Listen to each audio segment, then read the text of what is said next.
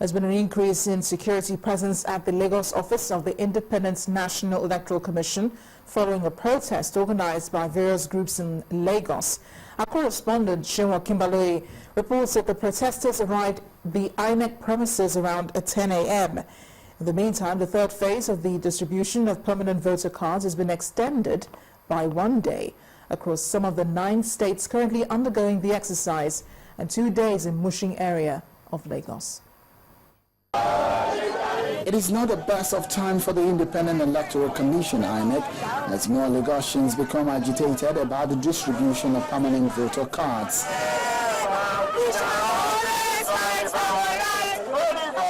Security operatives dot the perimeter of the Commission's office in Lagos. This group is the second that has brought their protest here even before noon. They are unhappy about the conduct of the exercise and are asking for an extension of date. They've not been punctual, and that is why we are saying we need more time. 3 days, of course, will not be enough for PVC registration in a state like Lagos. Have been out since Friday. We went as far to Jokoro, Ibejuleki, Epe, all the local governments. We've been there, and it was unfortunate that we could not even meet any personnel of the INEC. Soon, the leaders of the group went into the Commission's premises to meet with the resident electoral commissioner. We also appealed to INEC to extend this exercise. So I want to assure you that the intention of INEC is to ensure that all eligible voters are captured and updated. Just as this group make their way out of the area, yet another group arrives with similar mission to ask INEC reasons why the exercise has gone this way.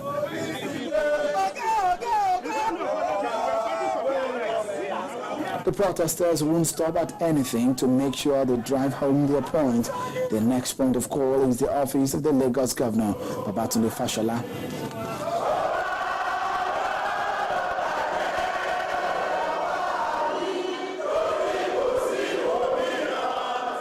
The reason why we are doing this is because you put us here to start off, we will do so. So they should tell the Oga and talk that Lagos demands more things and deserve more things. It is the extended day for most parts of Lagos where the exercise is taking place, except for Mushi local government area where INEC itself agrees there should be a day added to Tuesday. But with the agitation around town, patronage at most of the polling centers visited by China's television was scanty. One reason is that most Lagosians are at work. It is clear now that 1,000 more cards are lying uncollected. Perhaps an extension of date might douse the already tensed atmosphere. Fani-Kayode, reporting for Channels Television News. More politics now. The son of Nigeria's former Prime Minister and member of the People's Democratic Party, Dr. Abdul-Jalil Tafawa, says contrary to news reports that he is still in the race to clinch the presidential ticket in the ruling PDP. During an interview with Channels Television in Abuja, Mr. Tafawa said he has not quit his ambition of becoming president and has already purchased the PDP presidential nomination form. The PDP had asked aspirants for the presidential tickets to collect the nomination forms against its earlier stand of having only President Jonathan as its presidential aspirant. I have my forms. I'm going to fill them. I intend to run for the presidency of the Federal Republic of Nigeria. The PDP, my party, is supposed to be the largest party in Africa. Not just the largest party now, but a party, a trailblazer, a party that will teach other parties what to do, not just here in this country, but in all of Africa, and also in similar countries in the world. We cannot be called a third world country and behave the same way, all the time. It's really terrible. I'm glad that there are some right-thinking people that know that it's totally discriminatory and changed it. PDP presidential aspirant Abdul-Jalil Tafawa, a former Lagos State governor and national leader of the All Progressives Congress, Chief Bola Tinubu, has warned all aspirants gunning for the seat to stop engaging in name-calling and name-dropping, beg your pardon, as he has not anointed any candidate for the position.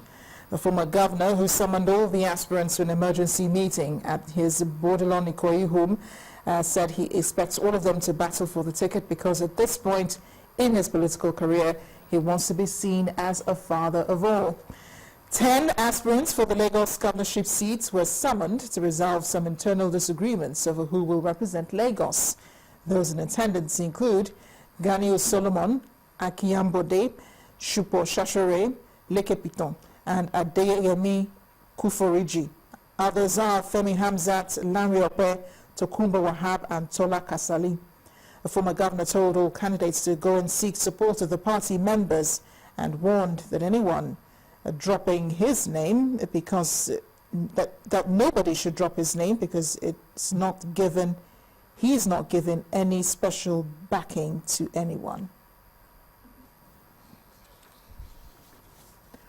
The Vice President, Namadi Sambo, has asked 16 states in the country to align with the rules governing public expenditure.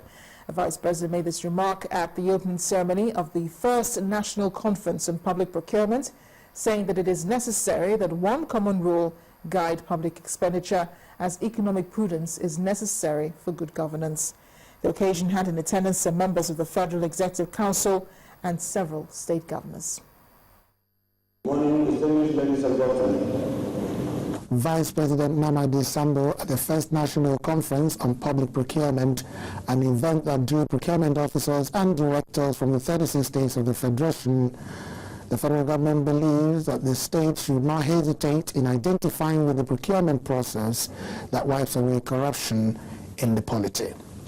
Let me stress that the implementation of the procurement reform goes beyond the passage of laws. A great deal of political will is needed for its full implementation. I will therefore urge the remaining 12 states as a matter of urgency to conclude the processes of enacting their own laws and also taking measures to implement them. Since establishment in 2007, only the federal government has operated the system efficiently. From 2009 to date, the Bureau has saved about 528 billion naira in project reviews, established a procurement cadre system, issued standard billing documents for all classes of procurement, translated the act into Hausa language, Igbo, and Yoruba languages.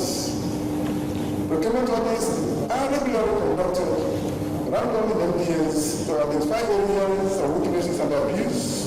The estimates of Transparency International is that worldwide, $400 billion a year are lost in terms of corrupt practices in public procurement. You saw in our own case the numbers that we were losing. So this is why it is critically important that we follow these reforms. The keynote speaker says states can't ignore the obvious, which is competition, and to ensure that the right people and the right contractors are doing the jobs at all times.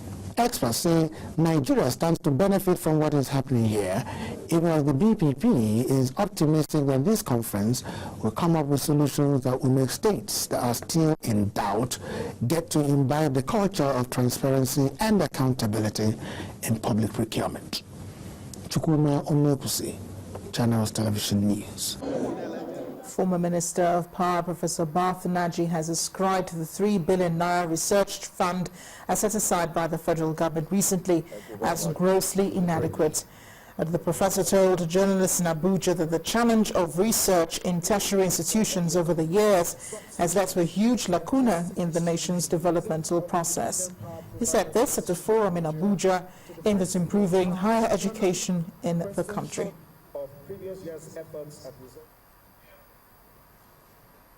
Meanwhile, the Federal High Court sitting in Lagos today fixed November 17th to rule on a no-case submission filed by a former aviation minister, Fani-Kayode. Mr. Fani-Kayode is standing trial on an amended 40-count charge of laundering about 100 million naira brought by the Economic and Financial Crimes Commission, the EFCC. In the no-case submission, he argues that the EFCC has not succeeded in linking him to the charges, a situation which warrants him to make no defense. The case against the former aviation minister will be dismissed if the court agrees with him and upholds his no-case submission. After listening to the submissions of counsels, Justice Rita Ofili Ajimogobia adjourned the case to November 17th for ruling. The National Agency for the Control of HIV/AIDS has appealed for more funding to reduce new cases of mother-to-child transmission of HIV/AIDS by 90% in 2015. The Director General of the agency, Dr. John Idoko, told journalists in Abuja that international funding for the fight against HIV/AIDS in Africa is declining. According to him, Nigeria needs to raise its internal funding mechanism to eliminate the transmission of the virus from mother to child. Nigeria currently accounts for 30% of new HIV infections among infants in sub-Saharan Africa. And when the news at 10 returns, Dangote slashes price of cement. Products now sells at 1,000 naira. We'll have details in business news. Please join us again.